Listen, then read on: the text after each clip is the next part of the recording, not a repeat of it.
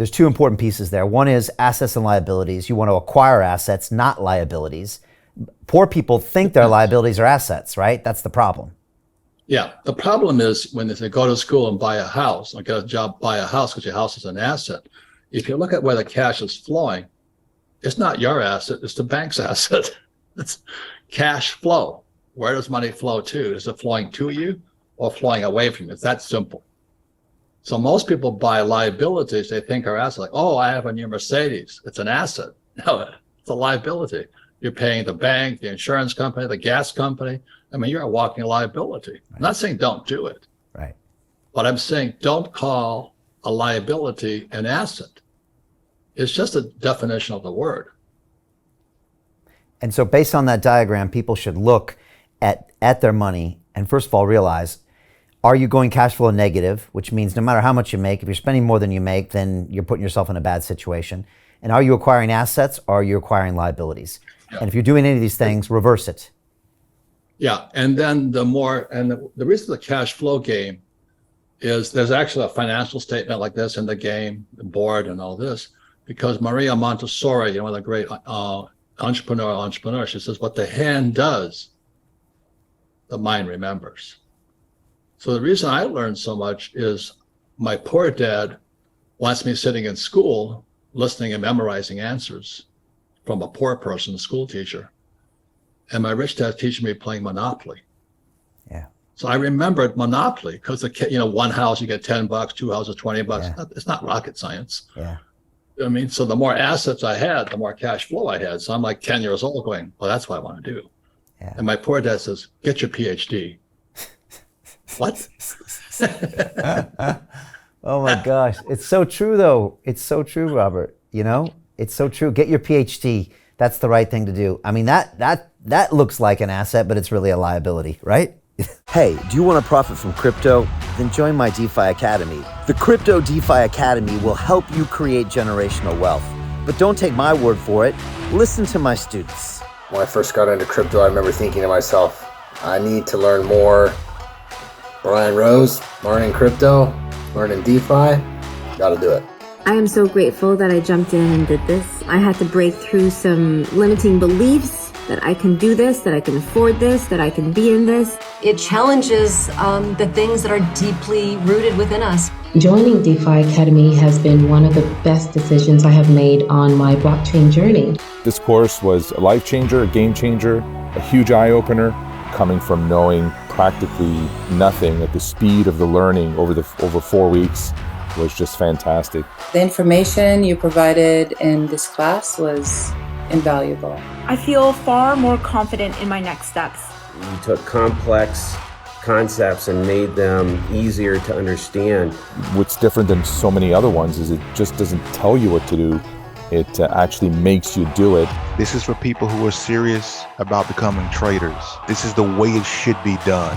I realized from this learning experience again that it is not about what you learn, but about who you learn it from. The energy was insane. I've never experienced such incredible energy on a live call. Brian Rose, you are a legend, my friend. It's the only thing in the market where you can get all information and learn everything what you need to know. Everything is so clear and so well done, and I'm just forever grateful for this program. It made me feel so much more confident about crypto than I did before. I did not anticipate how passionate I was going to become about it. It's also been like a big learning experience for me, not just in the crypto space, but just in overall balance of life. What I've learned is, how to take ownership, of my life in a way that I really hadn't before. Yeah, you can't put a price on that, really. I would recommend it to anybody, top notch. Excellence does not come cheap. So if you want excellence, you gotta pay for it, but it's so worth it. Pull the trigger. That's what this course is about. You're not going to regret it, really. It's amazing. Thank you, Brian and team. So what are you waiting for? Crypto is happening now.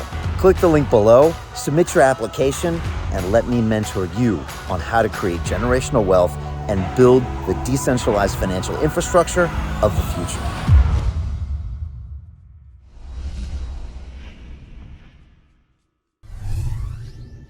Correct. And look at student loan debt. Yeah. It's really tragic. You know, there was a new documentary put out called College Inc.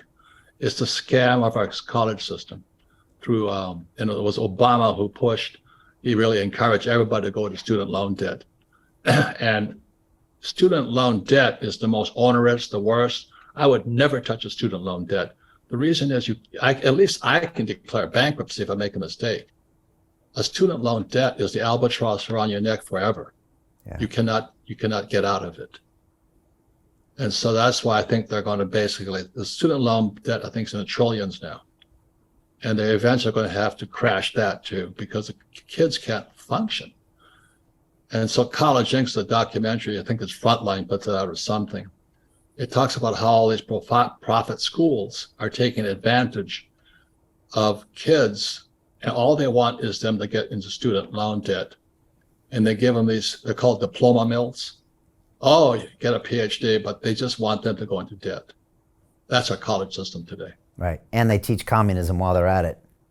What's that? And they teach communism while they're at it, right? Inside the school. They teach us the stupid things as the rich are evil. And, that's this guy, Klaus Schwab, running around out in Davos and all that. He says, someday you'll own nothing and you'll be happy. You know, that's Marx said, the number one goal of communism is the abolition of private property. Right. And that's what's happening.